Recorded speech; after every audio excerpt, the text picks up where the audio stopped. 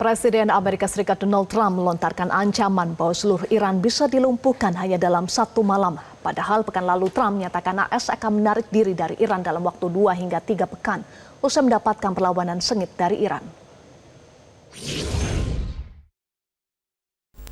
Thursday night, an American F-15 fighter jet went down deep inside enemy territory in Iran while participating in Operation Epic Fury, where we're doing unbelievably well, at a level that nobody's ever seen before. The entire country could be taken out in one night, and that night might be tomorrow night. What is the plan to bring them back down? All I have to do is leave Iran. We'll be leaving very soon, and if France or some other country wants to get oil or gas, they'll go up through the Strait and Hormuz Strait. They'll go right up there and they'll be able to fend for themselves. I think it'll be very safe, actually, but we have nothing to do with that. U.S. will be gone or done with the war in 2 I think or 3 we're 2 or 3 weeks. Not 3 weeks. If it is We'll 3 leave. weeks. Sikap Donald Trump terhadap Iran berubah drastis dalam hitungan hari. Pekan lalu menyatakan akan menarik pasukan Amerika Serikat dalam 2 hingga 3 pekan, namun kini Trump justru melontarkan ancaman lagi dengan menyatakan Iran bisa dilumpuhkan hanya dalam 1 malam.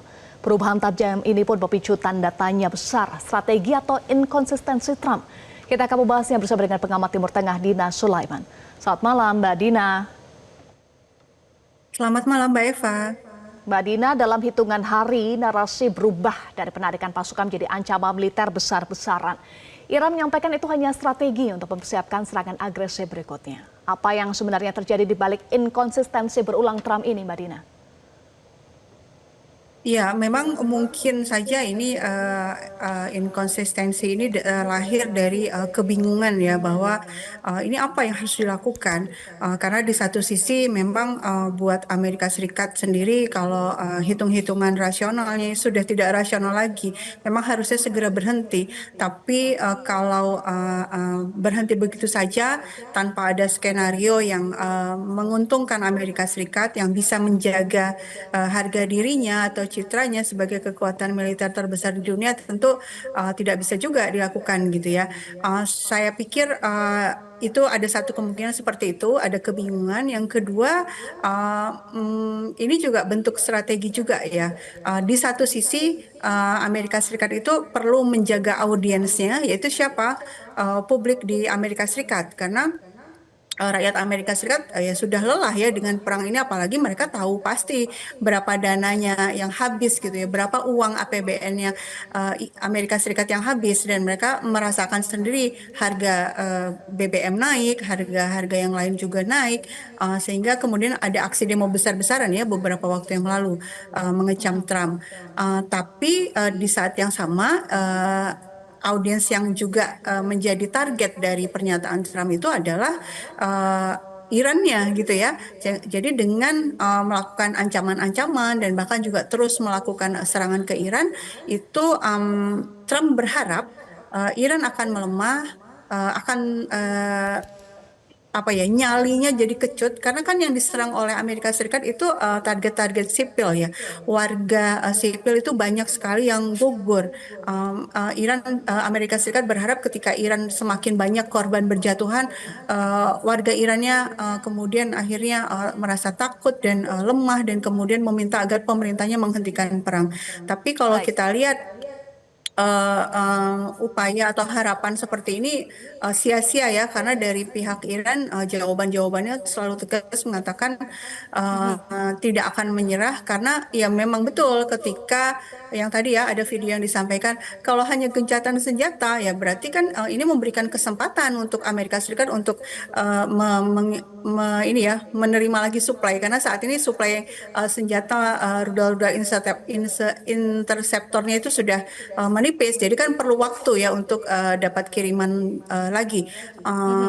Tentu Iran nggak mau kalau situasinya seperti ini. Yang diinginkan adalah perang berhenti secara total dan ada jaminan bahwa Amerika Serikat dan Israel tidak akan menyerang lagi.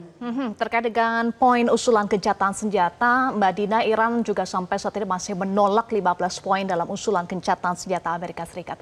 Apa poin yang paling tidak realistis sehingga Iran masih menolaknya? Ya, yang paling tidak realistis tentu dari sisi ini ya, Amerika Serikat Iran itu harus menghentikan proyek nuklirnya gitu ya, kemudian juga tidak lagi memproduksi rudal. Nah, ini kan padahal ini adalah apa ya istilahnya harga mati ya buat Iran karena kalau tidak punya senjata dengan cara apa dia membela negaranya. Dan kemudian yang tadi ya yang ditawarkan oleh Trump kan penghentian sementara saja. Nah, itu yang tidak bisa diterima oleh Iran. Sementara pihak Iran sebenarnya kan sudah memberikan jawaban ya, ada 5 poin ya, antara lain yang paling jelas adalah tidak mau itu gencatan senjata atau penghentian sementara, tapi betul-betul penghentian selamanya. Nah, sekarang jaminannya apa nih? Dan dengan cara apa?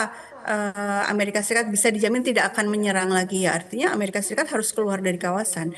Saat ini situasinya memang mengarah ke sana saya pikir ya. Kan sudah ada 13 pangkalan militer Amerika Serikat di kawasan yang lumpuh total atau lumpuh sebagian gitu ya. Artinya tanda-tanda untuk memaksa Amerika Serikat untuk bisa keluar dari kawasan itu sudah terlihat. Belum lagi tekanan ekonomi akibat Selat Hormuz dan lain-lain ya, itu juga memberikan tekanan yang lebih besar kepada Trump untuk akhirnya mengambil pilihan menghentikan perang. Iran tolak mentah-mentah gencatan senjata yang bersifat sementara dan salah satu yang menjadi poin usulan dalam gencatan senjata adalah nuklir. Iran menegaskan tidak punya nuklir untuk senjata tapi kepentingan publik. Bahkan Iran transparan terhadap kawasan IAEA. Kenapa poin nuklir terus menjadi legitimasi AS untuk menyerang Iran, Mbak Dina?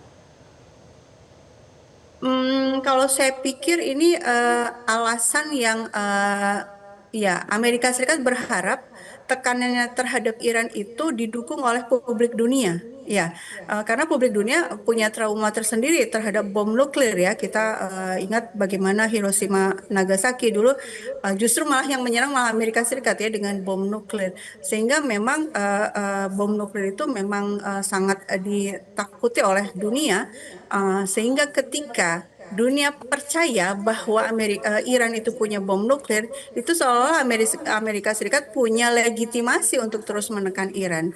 Padahal Iran sendiri adalah penandatangan NPT dan kemudian proyek nuklirnya itu diawasi oleh IAEA dan sama sekali tidak ada bukti bahwa Iran memang akan membuat bom nuklir. Selama ini terbukti dari pengawasan-pengawasan yang dilakukan oleh IAEA, Iran itu menggunakan nuklirnya untuk kepentingan damai ya, untuk pembangkit listrik misalnya atau untuk teknologi kesehatan. Rudal balistik sampai Selat Hormuz yang menjadi kekuatan Iran dan daya tawar Iran juga menjadi poin yang diusulkan oleh Amerika Serikat. Apakah ini menunjukkan bahwa AS ingin melemahkan Iran saat ini? Oh iya, tentu saja ya. Rudal balistik itu kan atau ya rudal secara keseluruhan dan juga drone itu kan memang hasil karya bangsa Iran sendiri, dibuat sendiri, dan itu sangat efektif ternyata ya. Terbukti dalam perang ini sangat efektif untuk mengalahkan Amerika Serikat dan Israel ya. Karena jumlahnya yang masif, karena produksi sendiri murah, jumlahnya masif sehingga bisa melakukan serangan terus-menerus ke pangkalan-pangkalan militer Amerika Serikat dan Israel di kawasan. Sementara dari pihak Amerika Serikat dan Israel mereka harus melawannya dengan interceptor yang harganya sangat mahal sehingga ini buat Amerika Serikat justru kerugian besar-besaran ketika perang berlanjut lama. Nah, ini buat Iran adalah upaya untuk menjaga keselamatannya sendiri, untuk menjaga kelangsungan negaranya sendiri. Kemudian soal Selat Hormuz, Iran itu kan sebenarnya mengatakan tidak menutup Selat Hormuz, hanya saja menghalangi kapal-kapal yang berafiliasi dengan Amerika Serikat dan Israel. Artinya apa? Menghalangi kapal-kapal yang memang memusuhi Iran, negaranya itu memusuhi Iran. Sehingga kita lihat bagaimana negara-negara itu sudah melakukan negosiasi langsung dengan Iran dengan menunjukkan itikat bahwa ini loh kita tidak mendukung agresi Amerika Serikat dan Israel gitu ya. Nah akhirnya kan beberapa negara sudah bisa ya kapalnya lewat ya ketika Iran sudah meyakini bahwa ini negara tersebut tidak memberikan dukungan kepada agresi Amerika Serikat dan Israel. Baik. Terima kasih untuk analisa Anda pengamat Timur Tengah. Tina Sulaiman sudah bergabung bersama kami di Prime Time News. Jelajahi cara baru mendapatkan informasi. Download Metro TV Extend sekarang.